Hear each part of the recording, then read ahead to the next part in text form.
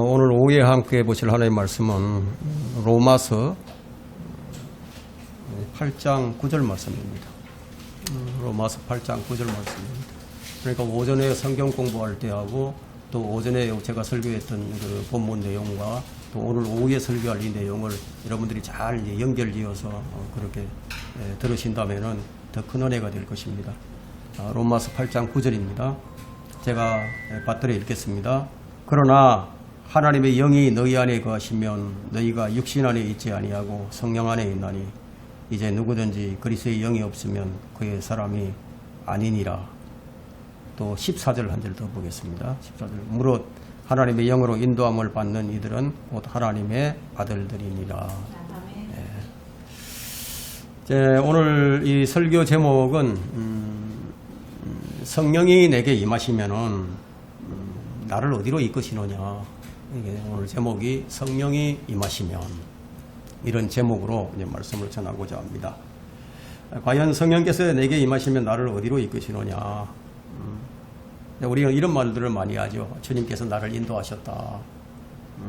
주님께서 나를 인도하셨다. 이 말은 참으로 좋은 말이지만 때로는 종종 비진리를 따르는 사람들도 이 말씀을 사용합니다.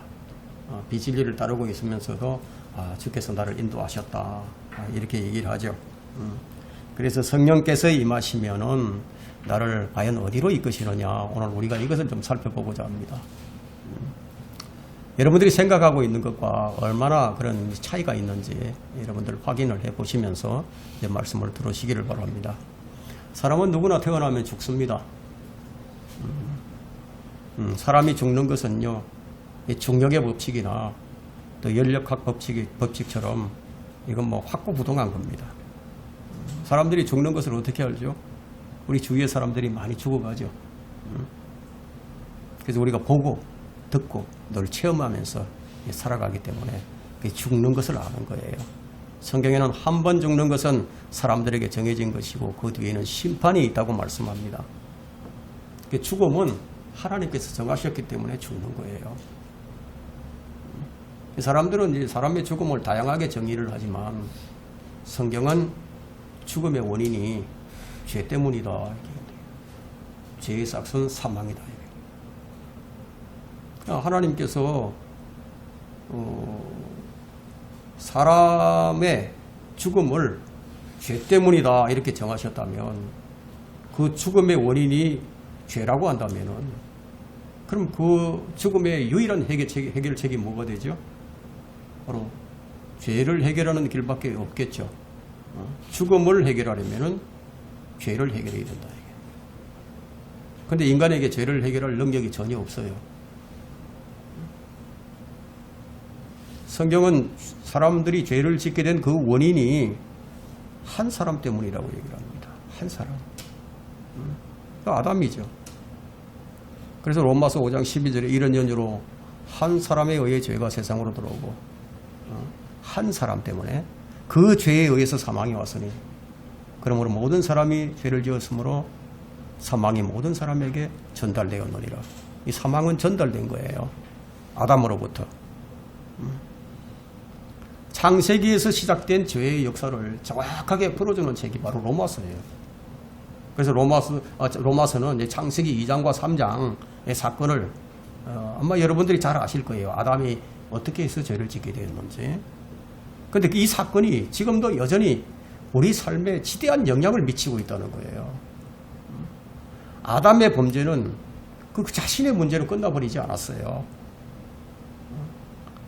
지금 현재도 앞으로도 계속해서 모든 사람에게 영향을 미치는 거예요. 왜냐하면 아담의 후손들은 모두가 다 아담에 속해 있기 때문이에요. 아담에게 속해 있어요. 그래서 아담의 본성을 가지고 태어났다는 거예요.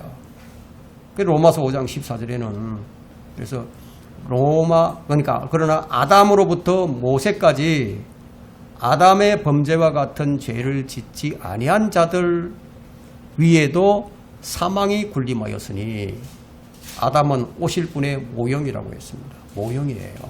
아담이 오실 분의 모형이다. 아담은 예수 그리스도의 모형이에요. 이처럼 한 사람을 통해서 들어온 사망은 아담과 같이 똑같은 죄를 짓지 않았음에도 불구하고 모든 사람 위에 군림하게 되었다는 거예요. 그래서 이 사망의 권세는 너무나 강해서 아무도 이기지 못합니다. 한 사람의 범죄로 말미암아 사망이 그 한 사람으로 군림하였다면 죄가 그러하듯이 사망 역시 사람을 통해서 군림을 한다고 성경은 말하고 있습니다. 이 문제를 해결해 주시기 위해서 우리 주님께서 마지막 아담으로 오신 거예요. 마지막 아담. 그래서 사람은 첫째 아담에 속해 있든지 아니면 마지막 아담에 속해 있든지 둘 중에 하나다는 거예요. 그 마지막 아담은 이 문제를 그러면 어디에서 해결하신 것인가? 바로 십자가입니다. 십자가. 아담의 범죄가 세상으로 들어오는 모든 사람에게 영향을 미친 것처럼 예수 그리스도의 의가 세상에 들어오는 모든 사람에게 영향을 미치게 되는 거예요. 여러분, 이것이 하나님의 경영 방식이에요. 육체의 출생으로 아담 안에 있었던 우리들은 그 아담의 모든 구성 요소를 다 그대로 물려받았듯이 여러분, 영적 출생을 하게 되면은요, 그리스도 안에 있는 모든 것을 그냥 고스란히 다 우리가 물려받는 거예요. 얼마나 놀라운 일이에요. 한번 생각을 해보세요. 성령으로 태어난 영적 출생은 예수 그리스도의 신성이 있죠. 예수 그리스도의 신성과 능력과 성품을 우리의 것이 되게 만들어준다는 거예요. 그리스도의 신분을 바로 우리의 신분이 되게 하셨다는 겁니다. 그러나 모든 사람을 그렇게 하시는 게 아니라 예수 그리스도를 자신의 개인의 구주로 믿는 자들 안에 하나님께서 영생을 주심으로써 지금은 많은 하나님의 아들들이 태어난 거예요. 여러분, 십자가는 하늘의 미랄로 자신의 생명을 내어주신 것이에요. 그래서 지금은 많은 열매를 맺게 해주셨죠. 자, 성령이 내게 임하시면은 첫 번째, 성령께서는 우리를 어디로 이끄시느냐? 성령께서는 나를 그리스도의 십자가로 이끄시는 거예요. 오늘날 은사주의자들이 주장하는 것과 얼마나 다른지를 한번 보시라는 거예요. 그리스도의 피는 죄를 깨끗하게 씻어주죠. 씻어만 줄 것이 아니라 씻어주는 정도가 아니라 깨끗하게 흔적도 없이 다 제거시켜버립니다. 그리스도의 보혈이 그래요. 그래서 십자가의 보혈이 들어가면은 아무리 초한 죄, 더러운 죄, 오래된 죄, 뿌리 깊은 죄라도요, 은밀한 죄들까지도 남김없이 다 씻어진다는 거예요. 예수 그리스도의 피는 우리의 마음과 양심마저도 깨끗하게 합니다. 그래서 히브리서 10장 22절에는 우리가 믿음의 온전한 확신 가운데서, 우리가 이러한 믿음의 온전한 확신을 가지고 이런 확신 가운데서 진실한 마음으로 다가가자고 얘기합니다. 진실한 마음으로. 가식 없는 마음이에요. 순수한 마음. 이런 우리의 마음은 핏부림을 받아 악한 양심으로부터 깨끗해졌고 우리의 몸은 순수한 물로 씻겨졌기 때문이다. 여러분, 몸 얘기하는 거 아니에요. 오늘 오전에 성경 공부했죠. 둘이 하나가 되게 하셨어요. 유대인들이나 이방인들이든 간에 예수 그리스도를 믿음으로 한 몸이 되게 하셨어요. 그 몸을 뭘로 씻었어요? 순수한 물로. 순수한 물로 씻었다는 거예요. 그러니까 그리스도의 핏부림이 없는 사람은 자신이 죄인임을 인식하고서도 그 죄를 어떻게 해결하려고 하느냐. 자신의 죄를 종교성으로 어떤 경건과 의로운 행위로 해결하려고 한다는 거예요. 그 어떻게 얘기를 하죠? 하나님, 제발 좀 나의 죄를 좀 해결하도록 나를 좀 도와주세요. 나를 좀 도와달라고. 제발 좀 죄를 짓지 않게 좀 도와달라고 이렇게 기도를 하죠. 그죠? 그러나 아무리 기도해도 아무 일도 안 일어납니다. 그것은 경건도 아니고 믿음도 아닙니다. 그것은 무엇을 헛되이 하는 거죠? 예수 그리스도의 보혈을 헛되이 하는 것이다. 이거예요. 하나님의 은혜를 헛되이 하는 것이다. 이거예요. 믿으면 되는데 주님 앞에 있는 모습 그대로 나와서 나와서 어떻게 되죠? 그분의 피를 씻음을 받아야 된다. 이거예요. 만약에 그리스도의 피가 없이도 성령의 능력으로, 성령의 도움으로 죄를 완전하게 해결할 것 같으면은, 그렇다면 그리스도의 십자가의 능력은 무엇이 되겠습니까? 한번 생각을 해보시라는 거예요. 상식적으로 생각하셔야 돼요. 그것은 그리스도의 피를 헛되이 하는 것도 아닌 거예요. 죄는요, 성령께서 해결해 주시는 게 아니에요.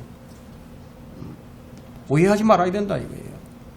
성령께서는 우리를 그리스도께로 인도해가지고 우리의 죄들을 그리스도의 피로 씻겨주신다는 거예요. 그렇게 해결하도록 해주신다는 거예요. 뭐 그게 아니냐고 이렇게 말을 할 수도 있겠지만, 여러분 우리말로 아하고 어하고 달라요. 다르죠. 성령께서 하시는 사역이 있고 우리 주 예수 그리스도께서 하시는 사역이 따로 있다는 얘기예요. 그러니까 성령의 방법은, 자, 우리가 죄를 이기도록 우리를 갈보리 십자가로 인도를 해서 그 피를 믿는 믿음을 갖게 하시는 거다 이거예요. 그게 성령의 인도하십니다. 이게 십자가에서 흘린 보혈의 공로와 피의 능력을 믿게 하심으로써 죄를 이기게 해주신다는 거예요. 이게 성령의 사역입니다. 여러분, 율법은 어떻죠? 율법은 이것을 행하라 저것을 행하라 그냥 명령만 내리죠. 예? 명령만 내리면서 율법은 내게 손도 대어주지 않고 발도 대어주질 않아요. 그러나 복음은 어떻습니까? 더 좋은 것을 말씀해 주시면서 날아가라고, 기지 말고 날으라고 명령하시면서 날개까지 다 달아준단 말이에요. 그래서 율법이라는 건 그래요. 도로 표시판과 같아가지고, 자, 우리가 무엇을 잘못 행하는 것인지 그것을 말해주고 있지만, 근데 그것을 어긴 것에 대해서 벌금을 지불해 주지는 않잖아요, 도로 표시판이. 그죠? 그리스도의 피는 다 지불해 주신다는 거예요. 그래서 성령의 방법은 우리를 그리스도를 믿게 하는, 그리스도께로 이끌어 가신다는 거예요. 얼마나 많은 사람이 죄로 인해서 갈등을 하고 범민을 합니까? 이런 진리를 알지 못했어요. 저도 이 진리를 알지 못해서 그야말로 한 120일 가까이를 초죽음 상태로 살았습니다. 이 문제가 해결이 안 됐어요. 종교 회개로 그리스도의 십자가를 대신하려고 한다는 거예요. 그래서 기도도 해보죠. 기도도 해보고 성경도 읽어보고 금식도 해보고, 예? 집회라는 집회는 다 찾아다니고 그래 봤지만 계속해서 솟아나는 죄성을 이길 힘이 없다는 그런 간증을 할 수밖에 없게 되죠. 바로 이것이 저의 간증입니다. 저는 이걸 경험을 했습니다. 울어도 안 됐어요. 눈물 콧물 다 흘려도 소용이 없었어요. 힘을 써도 안 됐어요. 시간도 투자했습니다. 해볼 건 다 해봤어요. 안 됐습니다. 믿으면 됐어요. 믿으면 해결이 된다 이게. 신학을 하고 목사가 되어도 해결이 되지 않는 거예요. 내가 죄를 이기겠다는데 주님께서 놀라운 능력과 힘을 주셔서 이기게 해주시면 얼마나 좋겠습니까? 그렇게 해주시면 좋겠는데 그게 안 된다. 이게. 자꾸 실패하고 패배하고 넘어지죠. 주님께서 어떻게 말씀하십니까? 주님께서는 네가 십자가에서 죽어야 되는데 너는 왜 자꾸 살려고 힘을 달라고 하느냐, 그런 말씀을 하신다는 거예요. 성령의 능력은 나의 육신을 살리는 데 사용되는 능력이 아닙니다. 성령님께서는 너의 육신을 죽일 테니까 네 자아를 좀 내놓아라. 예? 그것을 십자가에 못 박을 테니까 그걸 내놓아라. 이렇게 말씀하시는 거예요. 이걸 안 내놓고 자기가 죄를 이겨보겠다고, 해결해보겠다고. 아무리 교회를 다니고 자신이 나름대로 성경대로 살려고 애썼다는 사람일수록 자신의 자아를 더 굳게 붙들고 자아를 죽이려고 하지 않는 사람들이 더 많이 있다는 거예요. 그러나 자신의 자아를 죽음에 내놓아야만이 그 다음 단계로 넘어가게 됩니다. 성령님께서는 우리를 그리스도의 십자가에 올려놓으심으로써 첫 사역을 시작하십니다. 자, 성령의 생명의 성령이죠. 생명의 성령은 먼저 우리 옛사람, 아담에 속해 있는 사람, 이 사람을 겉사람이라고도 불리죠. 이 사람을 아담의 본성에 속한 사람이에요. 이 사람을 일단 그리스도의 십자가로 해서 그냥 딱 죽이심으로써 시작을 한다는 거예요. 그래서 구원받은 그리스도인은 옛사람을 십자가에 못 박고 새롭게 태어난 사람이에요. 옛사람이 아니라 이제 새 사람이 됐다는 얘기예요. 그런데 이런 사람들이 있습니다. 기도 중에 성령을 체험을 했는데 그래서 나는 구원받았다고. 내 속에 있는 죄가 그냥 뿌리째 뽑혀버렸다고. 이제 성령의 삶을 살게 되었다고 이렇게 말하는 사람들이 적잖아 많이 있습니다. 그 사람들은 마귀에게 속은 거예요. 성령님께서는 그렇게 하시지 않거든요. 성령님께서는 십자가에서 흘리신 그리스도의 피의 능력을 의지하게 만듭니다. 그래서 주님의 피는 죄를 깨끗하게 하는 피예요. 계시록 1장 5절에 보면 우리를 사랑하셔서 자신의 피로 우리의 죄들에서 우리를 씻기시고 피로 씻기셨다. 여러분 죄는 피로 씻어지는 거예요. 다른 것으로 씻을 수가 없어요. 그래서 구약에서는 어떻게 했습니까? 동물의 피를 흘려야 동물의 피를 흘려서 죄 용서를 받았죠. 그러니까 죄는 피로 씻는다 이거예요. 그래서 히브리서 9장 22절에서는 율법에 따르면 거의 모든 것이 피로서 정결케 되나니 피 흘림이 없이는 죄 사함이 없느니라. 율법 하에서도 피 흘림이 있어야 된다. 그럼 여기서 율법에 따르면 거의 모든 것이 다 피로서 정결케 되는데 거의가 뭐냐? 안 되는 게 몇 가지 있다는 거예요. 동물의 피 가지고 안 되는 게 몇 개 있다는 거죠.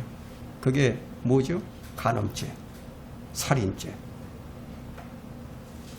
안 된다는 거예요. 돌로 쳐 죽이라고 했죠. 그래서 히브리서 13장 12절에는 또 그런즉 예수께서도 자신의 피로 사람을 거룩해 하시려고 성문 밖에서 고난을 받으셨느니라. 그러므로 성령께서 우리를 정결하고 깨끗하게 하시는 것은 갈보리 십자가의 피를 통해서다는 거예요. 누가 이제 성령의 불이 떨어져가지고 자신의 죄가 남김없이 다 태워버렸다고 뭐 그렇게 간증하는 것을 우리가 자주 듣지만 그건 성경의 가르침이 아닙니다. 성경은 곳곳에서 그리스도의 피의 후용을 말하고 있습니다. 피의 능력이 뭔가 설명을 한다는 거예요.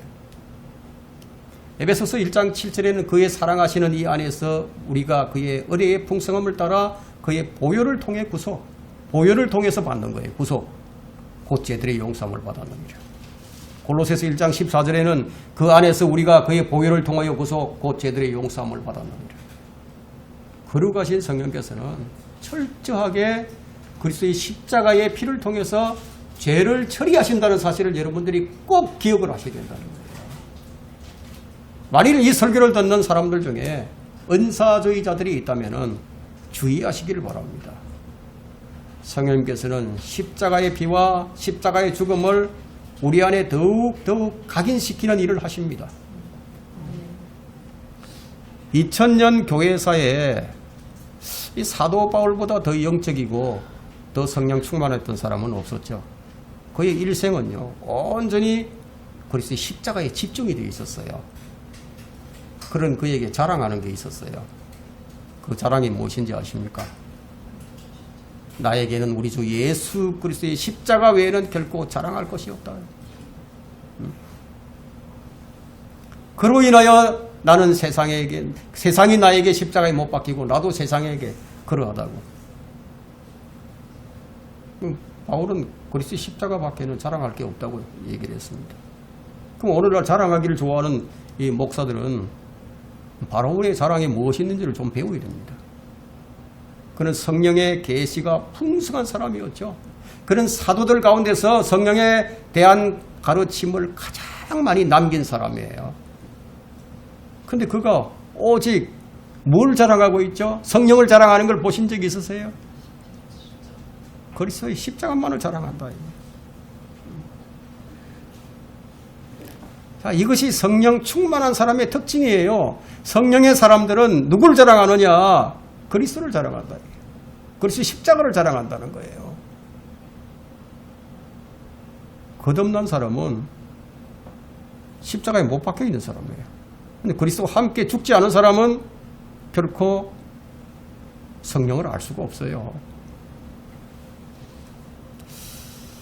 저는 이 마태복음부터 시작을 해서 사도행전, 그리고 이 바울 서신서, 그리고 일반 서신, 그 마지막 성경인 요한계시록까지 이제 신약 성경에서 어떤 사도도 정말 성령으로 충만했던 어떤 사람도, 여러분 스테반이 얼마나 성령으로 충만했습니까?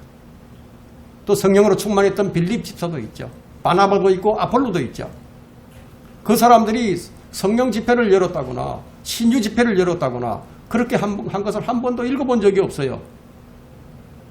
오늘날 나타나고 있는 신사도 같은 거 성경에서 찾아볼 수 없는 현상입니다.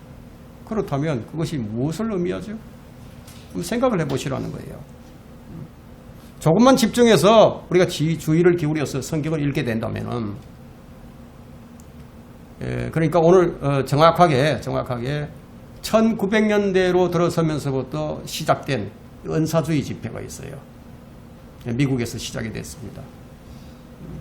그 이전 시대에는 한 번도 없었던 집회예요. 없었어요. 참 아이러니한 것은 1900년도부터 이제 종교개혁 성경을 버린 시기와 일치한다는 거예요. 교회가 타락하게 된 것이 종교개혁 성경 버린 시기와 일치한다는 거예요.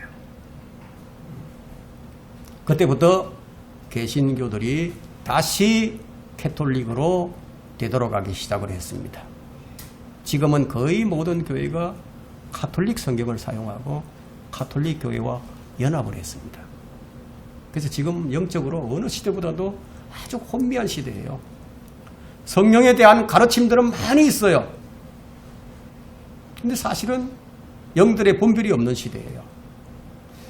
영들을 분별하는 방법은 십자가의 잣대를 통했습니다.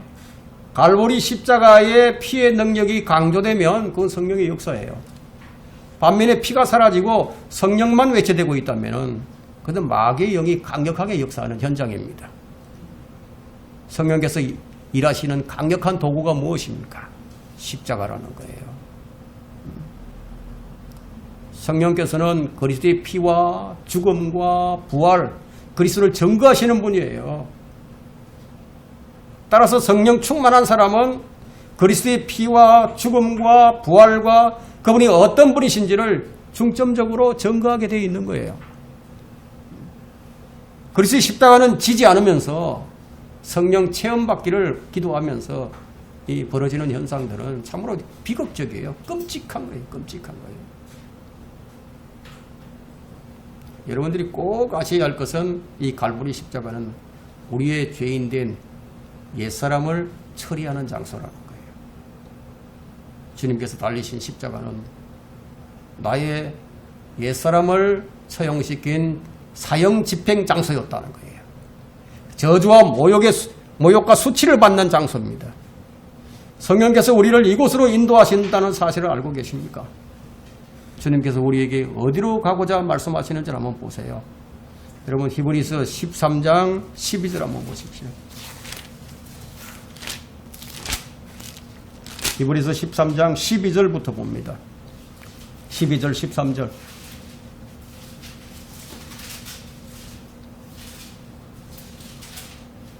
이렇게 해주시려고 주님께서 어떤 일을 하셨느냐. 그런즉 예수께서도 자신의 피로서 사람들을 거룩하게 하시려고 성문 밖에서 고난을 받으셨느니라. 그러므로 우리도 그의 수치를 짊어지고 진영 밖에 있는 그에게로 나아가자. 진영 밖에 계신답니다. 예수님이. 그 진영 밖으로 나가자는 거예요.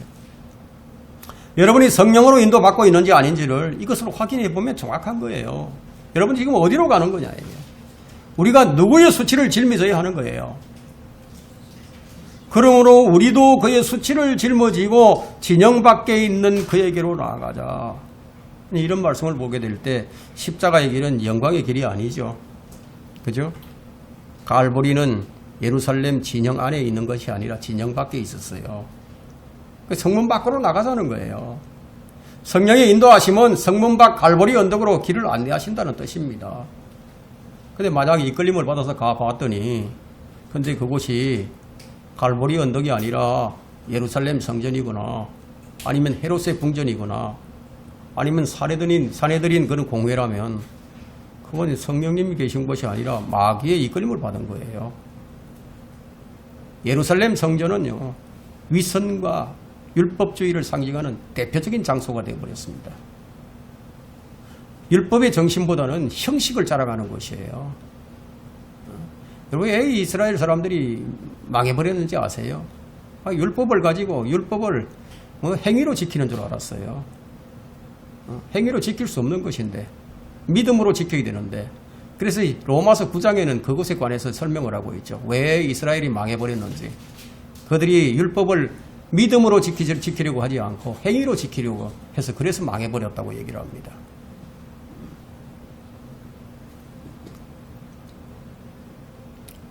그래서 여러분 한번 보세요.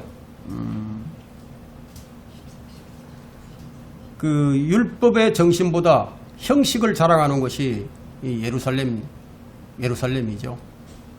헤롯 궁전은 어떻습니까? 헤롯 궁전. 거기는 탐욕과 재물과 세상 권세를 상징하는 것이죠. 그래서 마귀는요, 교회를 어느 쪽으로 이끌어가느냐? 바로 이렇게 이끌어간다는 거예요. 마귀가. 사내들인 공회는 어떤 곳입니까? 예수님을 죽이려고 모의하는 살인자들의 회합 장소였습니다. 정치인들과 야반하는 장소죠. 그럼 여러분들이 종교회의나 교단이나 성경이 아닌 어떤 사람들의 의견을 따르고자 한다면 그곳으로 가면 되는 거예요.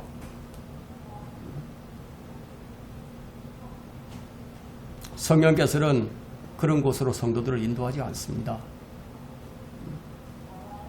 성령님은 진영 밖에 있는 갈보리 십자가로 먼저 이끌어 가십니다. 십자가는 수치와 모욕의 현장이지만 이 십자가를 질 때만 우리는 성령의 정확한 인도하심을 받을 수 있게 된다는 거예요. 영광에서 영광으로 이루는 변화를 경험할 수 있다는 거예요. 십자가를 통해서 육신의 자아를 온전히 십자가에 못 박은 채 주님이 주시는 부활의 새 생명으로 살아갈 수 있다면 여러분은 아마 이 성령님의 놀라운 은혜와 풍성한 복들을 마음껏 누리게 될 겁니다. 성령께서 내게 임하시면 두 번째, 성령께서는 철저하게 나를 그리스도의 중심으로 이끌어 가십니다. 나를 철저하게 그리스도의 중심으로 만들어 가신다는 거예요. 내 중심이 아니에요. 우리를 하나님의 아들의 형상, 즉 예수 그리스도의 형상으로 우리를 빚어 가신다는 거예요. 성령님은 자신에 관해서 말씀하지 않으세요. 성령님은 나를 믿으라 이렇게 말씀하지 않고 뭐라고 말씀하시느냐? 주 예수 그리스도를 믿으라고 말씀하신다. 성령님은 오직 우리 주님의 것을 받아서 말씀을 하시고 보여주십니다. 주 예수 그리스도를 영화롭게 하는 일을 하게 하신다고. 오직 예수 그리스도 중심으로 만들어 나가는 일을 하신다는 거예요. 그래서 요한복음 16장 13절과 14절에는 그러나 진리의 영이 그분이 오시면 너희를 모든 진리로 인도하시리라. 그분은 자신에 관하여 말씀하지 아니하시며 무엇이나 들은 것을 말씀하실 것이요 또 너희에게 다가올 일들을 알려주시리라. 그분이 나를 영화롭게 하시리니 이는 그분이 내 것을 받아서 너희에게 알려주실 것이니라. 이렇게 명백한 성경 구절이 있는데도 불구하고 왜 엉뚱한 방향으로 나가죠? 성경을 안 믿는다는 거예요. 성령님께서는 누구를 영화롭게 하시는가? 여러분을 영화롭게 하시는 게 아니에요. 성령님께서는 누구를 영화롭게 하시느냐? 예수 그리스도를 영화롭게 하신다는 거예요. 누구의 것을 받아서 알려주시는가? 예수 그리스도의 것을 받아서 알려주신다는 거예요. 성령님은 철저히 그리스도의 중심이에요. 그래서 성령의 인도하심을 받게 되면 여러분 신유의 은사에 치중하지 않아요. 그분은 예수 그리스도가 만물에 있는 모든 것이 되게 하신다는 거예요. 성령으로 충만한 사람들은 그 입에서 무엇이 나오게 되어 있습니까? 예? 그리스도가 나온다는 거예요. 그리스도가.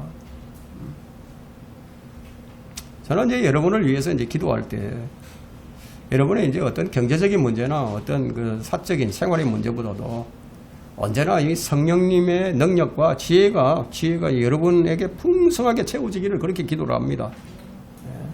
그러나 여러분이 이제 바른 마음, 바른 믿음, 바른 진리를 갖출 때까지 근데 이렇게 해주시지 않는다는 거예요.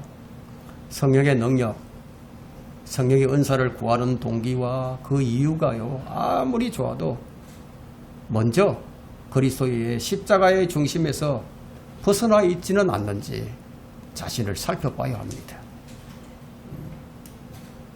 베드로가 한 번의 설교로 3,000명을 이제 구령을 하고 또 존 웨슬리나 조지 화필드나 찰스 피니 같은 이런 사람들이 수백만 명을 주님께로 인도한 것을 우리가 그것을 읽고 또 그걸 보게 될 때 내가 원하는 것이 바로 이것이었다 뭐라고 말하지 않을 사람이 드물겠죠.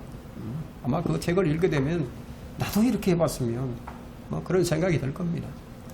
여러분은 이런 사람들이 여러분 신유 집회를 했다거나 아니면 성령 체험 집회를 했다거나 이런 얘기를 들어본 적이 있으세요? 예? 아니 지금 뭐 은사주의자들이 아니 그 사람들이 이 존 웨슬리나 뭐 조지 화필드나 찰스 피니 같은 사람들보다 더 훌륭한 사람인가요? 아니잖아요. 나는 들어본 적이 없어요. 이 사람들이 그런 집회를 했다는 걸. 단지 능력에 대한 이 욕망이 생기는 것은 그건 성령의 욕구가 아니라 육신의 본능입니다. 우리가 오직 능력이라는 것에만 관심을 가지게 될 때 그것은 자신을 극히 위험한 상태로 몰아넣고 있음을 스스로 알아야 됩니다. 마귀가 바로 그런 틈을 타서 이제 모조품을 넣어주기 때문이에요. 가짜를 주는 거예요. 은사주의자들도 마찬가지예요. 여러분 방언, 신유, 뭐 예언 이런 은사들을 열망하는 가운데 거짓 은사들을 소유한 그런 사례는 우리 주변에서 뭐 아주 흔한 일입니다. 우리가 가져야 할 최상의 열망은 무엇입니까? 최상의 은사는 무엇이에요? 사랑이죠. 예수 그리스도가 뭐라고 말씀하셨습니까?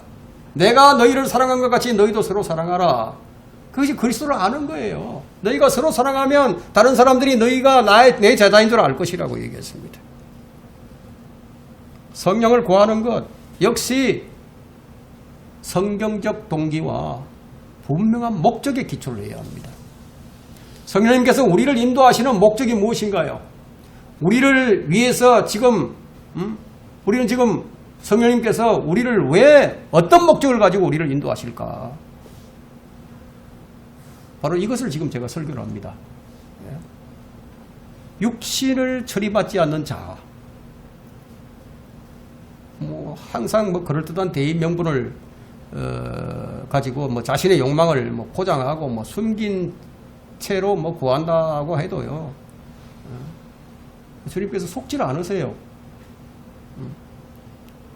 주님은 아무리 그럴듯한 그런 말과 명분과 동기와 목적을 대면서 뭐 합리적으로 구한다고 하더라도 주님께서는 무엇을 달아보시는지 아십니까? 그 사람의 영을 달아보시는 거예요. 그 사람의 마음과 영을 달아보시면서 살피시는 거예요. 그래서 십자가에 자아가 못 박힌 사람은 뭐 더 이상 자신을 위해서 살지 않는다는 얘기예요. 자신의 영광도 자신의 자랑도 자신의 칭찬도 구하지 않는 사람이에요. 그러니까 이런 사람에게는 영적인 풍성한 은혜를 부어주셔서 더 많은 것들을 알게 해주시죠. 그래서 성경의 깊은 것들을 다 깨닫게 해주신다는 거예요.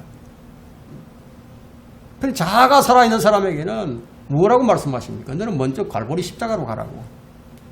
그렇게 말씀하신다는 거예요. 시작이 잘못되면 안 되니까. 미국의 위대한 보험사로 쓰임받았던 D.L. 무디가 그렇죠. 미국의 시카고를 좀 복음화시켰던 사람이에요. 극장이 교회로 변하게 되고요. 술집이 다 문을 닫고요. 그리스도인이 어떤 모습을 보여줬길래 그 사회가 변해버렸습니까? 그것이 진정한 그리스도인이었어요. 그 사람도 성령의 능력을 받기 위해서 몇 달 동안 아주 쉼없이 기도를 했는데 어떤 기도를 했습니까? 오 하나님 나의 마음을 준비시키고 성령의 능력으로 일을 하게 해달라고 기도를 했다는 거예요. 순서가 있죠. 여러분 마음이 올바르지 않으면서 동기가 잘못되어 있으면서 능력을 구하는 건 그건 정말 위험합니다. 사람들이 자꾸만 그릇된 길로 나가는 이유가 무엇이에요? 그들도 하나님을 위해서 살려고 하죠. 하지만 동기가 잘못돼서 잘못된 동기를 가지고 능력을 구해요. 그러니까 하나님께서는 네 마음대로 해보라고 그러고 내버려 둬버린다 이게. 성령의 능력을 받는 것에 대해서 여러분이 환상을 갖지 않아야 합니다. 성령으로 우리를 충만케 하는 것, 능력과 지혜를 주시는 것은 낭만적인 것도 아니고 목가적인 무엇으로 생각하지 말아야 한단다. 이미 이제 말씀드린 대로 성령께서는 우리를 그리스도의 십자가로 인도해 주시고 십자가의 원리를 삶에서 구현해내도록 해주신다는 거예요.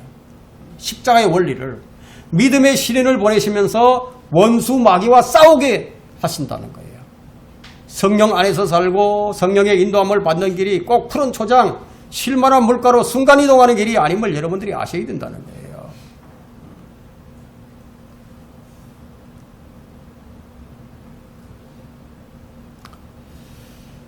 아마 여러분들이 만일 성령으로 충만한 상태에 있다면은 여러분들이 지금 현 시대의 교회와 이 세상을 보게 될 때 아마 큰 아픔을 느낄 거예요. 그러면 타락한 교회를 보죠. 열매 없는 교회를 봅니다. 향기 없는 교회를 봅니다. 빛이 없는 교회예요.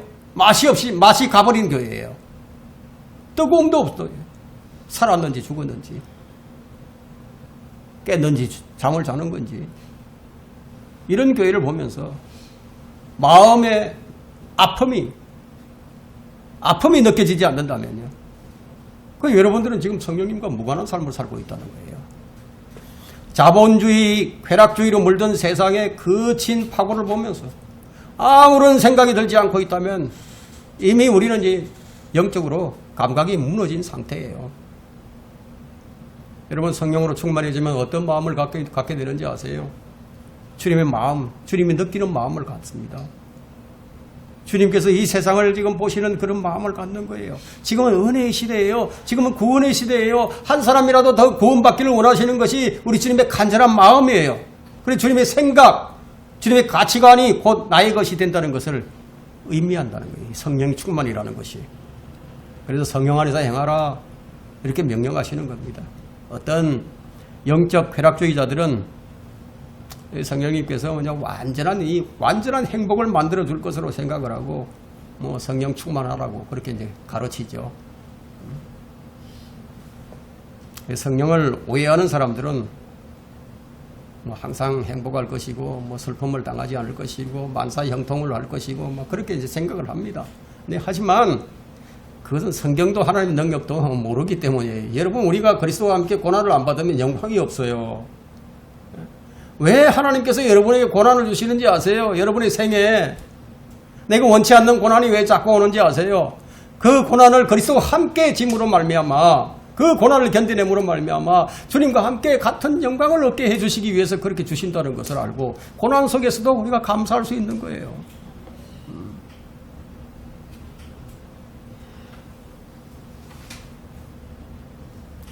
성령께서는 우리로 그리스도의 마음을 품게 만드십니다. 그리고 우리를 그리스도의 중심으로 만들어 가시는 거예요. 성령께서 내게 임하시는 세 번째는 성령께서는 나로 하여금 자기 십자가를 지고 그리스도를 따르게 만드십니다. 여러분 이 성령의 인도함을 받는다는 것이 이런 거예요. 누구든지 나를 따라오려거든 자기를 부인하고 날마다 자기 십자가를 지고 나를 따르라. 여러분 십자가 자체가 고난입니다. 성경을 한번 보세요. 주의 영이 임했던 사람들이 많잖아요. 선지자들에게도 임했었고 사도들이 얼마나 큰 슬픔과 큰 고난과 눈물과 시련을 겪었는지 우리가 이 성경을 통해서 생생하게 볼 수가 있습니다. 그래서 교회와 세상을 보면서요, 죄악된 백성들을 보면서 그들은 울었어요. 한식했어요. 고통스러워했습니다. 여러분이 성령으로 충만하고 십자가를 지는 삶을 살게 된다면 세상은 아마 여러분을 강력하게 대적한다는 사실을 여러분이 금방 깨닫습니다. 자, 우리가 이 찬송을 부를 때 피아노 반주가 없으니까, 자, 이 유튜브로 찬송을 다운받아서 지금 하는데, 그 다운받아서 이게 박자가 아주 정확하게 이렇게 잘 되던 것이 여기서 올려놓고 딱 하기만 하면 속도가 갑자기 빨라져 버리는 거예요. 엄청 빨라져 버리는 거예요. 그래서 끄야만 합니다. 처음에 반주, 전주가 잘 나가요. 그 다음에 전주 끝나고 그 다음에 시작이 그냥 갑자기 빨라지면 속도가 따라갈 수가 없어요. 여러분 아셔야 됩니다. 지금 우리가 예배를 드리는 이 현장에 우리 보이지 않지만 영적 악들이 지금 존재를 한다는 거예요. 전쟁이에요, 이것이. 이런 싸움을 우리가 하고 있는 거예요. 보이지 않지만 여러분 주변에, 여러분 집안에, 여러분 직장에, 여러분 가정에 영적 악들이 공격한다는 거예요. 왜 공격을 할까요? 믿음에서 이탈시키는 거예요. 정도를 벗어나게 만들려고. 성령 충만하게 하면 이전에 내가 느끼지 못했던, 정말 이전에는 아무 감각이 없이 살아왔는데 어느덧 강력한 대적들이 내 주변에서 나를 옥죄오고 있다는 이런 것들을 느낄 수가 있는 거예요. 여러분은 필연적으로 근심과 슬픔, 무엇으로? 고난으로 가득 차게 될 거예요.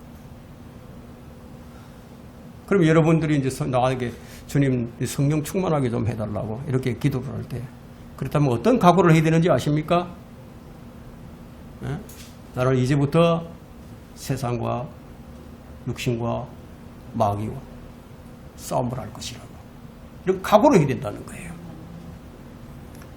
때로는 여러분의 가장 가까운 동력자나 여러분들의 지체들이 여러분이 적이 될 수도 있어요. 어제는 나의 동지였는데 오늘은 적이 된다.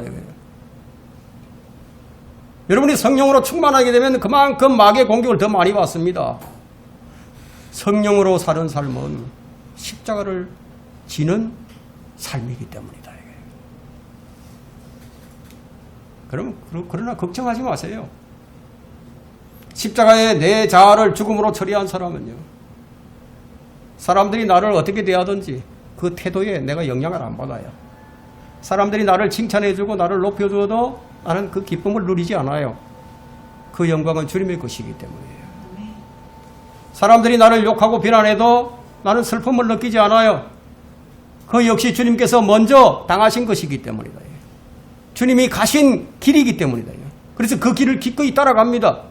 주님이 기뻐하시는 것에만 기뻐하고 성령님이 슬퍼하는 것에만 내가 슬퍼하기 때문에.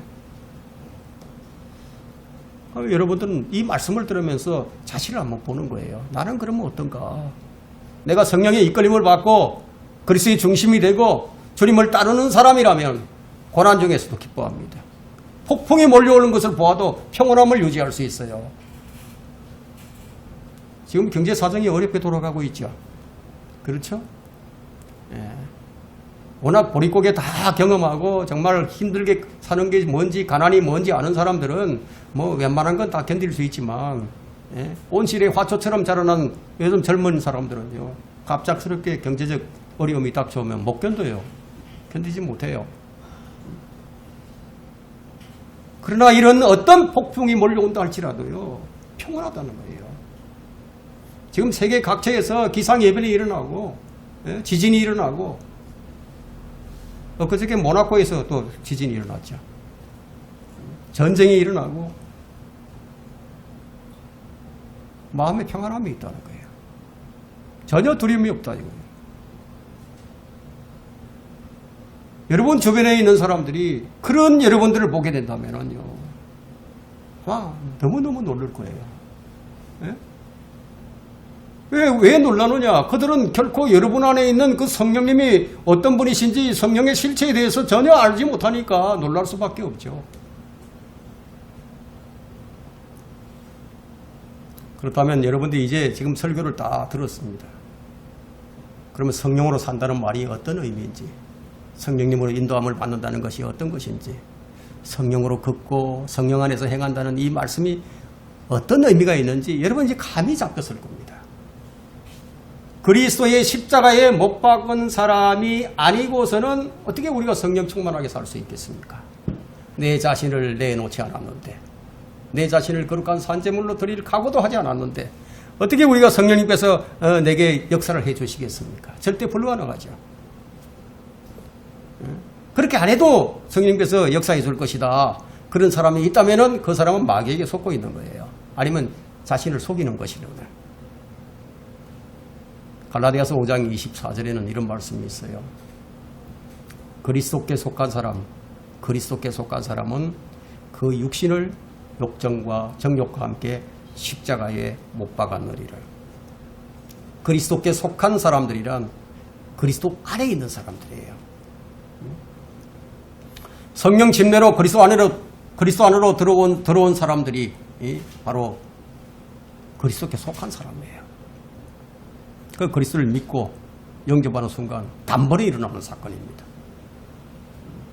여러분이 그리스도 안으로 들어가는 순간 하나님은 여러분의 모든 것을, 이전의 모든 것을 다 끝내버리셨어요. 기억조차 하지 않으신다고 말씀하셨어요.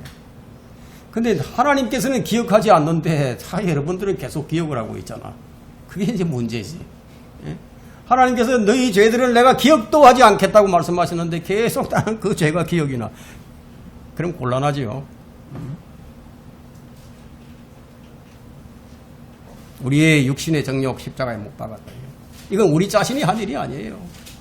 내가 한 일이 아니에요. 내가 내 자신을 어떻게 십자가에 못 박겠습니까? 내 정욕을 어떻게 내가 십자가에 못 박을 수가 있겠습니까?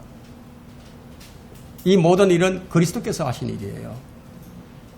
우리는 단지 거기 동참을 했죠. 무엇으로? 믿음으로 동참을 했을 뿐이에요.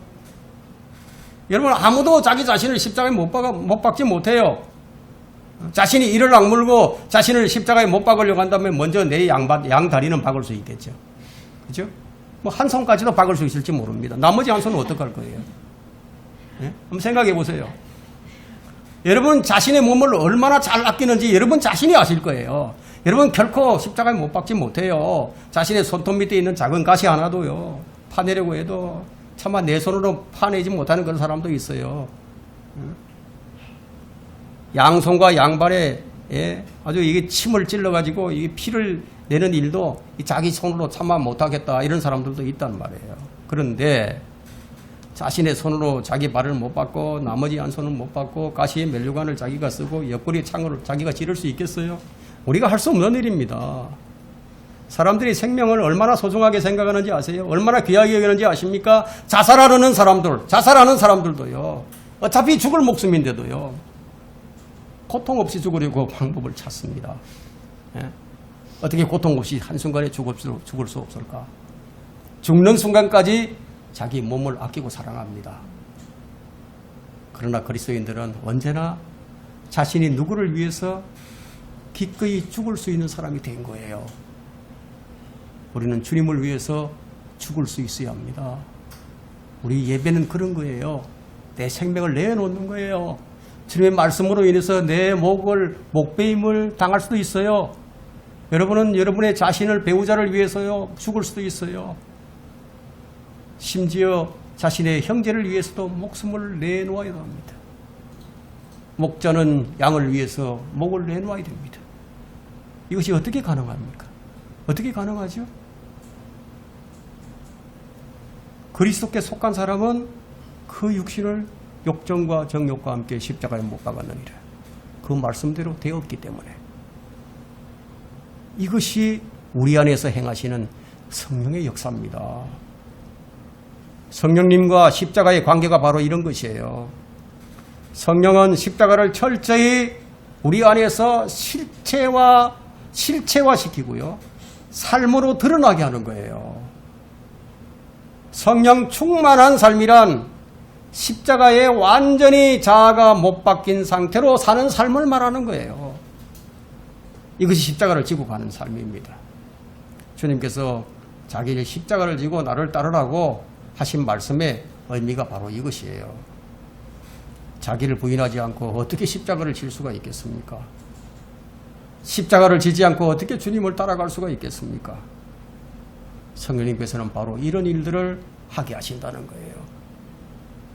결론적으로 성령으로 말미암지 않고는 누구도 그리스도인이 될 수가 없지만 그리스도인이 되었다고 해서 모두가 또 성령 충만한 성도가 아니라는 겁니다. 마찬가지로 그리스도의 십자가와 부활이란 이런 기본적인 진리죠. 이 기본적인 진리를 믿고 그리스도인이 되었다고 해서 모두가 십자가를 지고 주님을 따르는 성도들은 아니라는 거예요. 성경은 그리스도인들도 두 가지로 분류합니다. 육신적인 사람과 영적인 사람으로. 육신적인 사람은 자신의 정욕을 따르는 사람이고 성령을 따르는 사람들은요, 영적인 사람이에요. 그래서 바울이 고린도전서 3장 1절에서 이런 말을 합니다. 형제들아, 내가 너희에게 영적인 사람을 대하는 것처럼 말할 수가 없었어. 육신적인 사람, 곧 그리스도 안에서 영적 아기를 대함과 같이 하노라. 고린도전서 2장 1절이죠. 아마 2장 1절일 겁니다. 제가 3장 1절이라고 했는데 3장 1절이 맞네요. 3장 1절입니다. 자, 그리스도인은 분명히 영적인 사람이에요. 하지만 영적인 성령의 인도함을 받지 않고 십자가의 원리대로 사는 사람이 아니라 육신의 원리대로 사는 사람들이 있다는 거예요. 성령의 인도함을 받지 않고 그렇게 살아가는 사람들이 있다는 겁니다. 그러니까 육신적이란 말이 무엇이죠? 육신적이다. 그냥 우리가 어렵게 생각하지 말고 육신적이라고 할 때 성령의 인도함을 안 받고 있을 때는 그냥 육신적이다 이렇게 생각하시면 됩니다. 거기에는 분열이 있고 다툼이 있고 자기를 자랑하고 헛되이 우쭐대는 그런 일들이 일어납니다. 이 사람들의 이름도 역시 그리스도인들이지만 그렇지만 차마 이걸 그리스도인이라고 부르기엔 좀 민망한 사람들이죠. 예? 그리스도인이 맞긴 맞는데 민망하다 이거야. 하지만 지금 이 시대가 어떻습니까? 절대 다수가 영적으로 갓난아기들이라는 거예요. 그 육신을 따라서 살 수밖에 없죠. 여러분 생각해 보세요. 그런 상태에 있는데 성령께서 어떻게 역사를 하겠습니까? 그들이 구원받고 그들 안에 성령께서 거하신다고 하더라도 그들이 성령을 따르지 않고 육신을 따라가고 있는데 정욕을 따라서 사는데 근데 이런 자들이 이제 이 교회로 침투한 불신자들이 있거든요. 믿지 않는 불신자들이 이제 교회 안으로 들어온단 말이에요. 이제 그들과 함께 이제 보조를 맞추죠. 보조를 맞춰가지고 교회를 어떻게 만드느냐? 세속화시킨다, 세속화. 그리고 이 세속화 시키면서 타락을 시키죠. 바울이 이제 이런 사람들을 가리켜서 한 말이 있습니다. 그 말이 뭐냐면 십자가의 원수다. 그런 사람들을 가리켜서 십자가의 원수다. 그래서 빌립보서 3장 18절에 이제 그 말씀을 했는데 바울이 이제 이 말을 좀 자주 했다고 얘기합니다. 왜 이런 사람들이 많으니까 자주 할 수밖에 없었죠. 3장 18절을 보니까요. 내가 자주 너희에게 말하였고 지금도 눈물로 말하지만 많은 사람이 그리스도의 십자가의 원수들로 행하고 있느니라. 이 구원받은 사람들이 지금 그리스도인이라고 하는 사람들이 많은 사람들이 지금 십자가의 원수들로 행하고 있다고. 근데 이 사람들은 주님을 따르는 사람이에요. 주님을 따라가는데 어떻게 따르느냐? 십자가를 안 지고 그냥 따라간다는 거예요. 근데 그렇게 따라가면서 자기들이 그리스도의 십자가의 원수가 되는 건 줄 몰라요.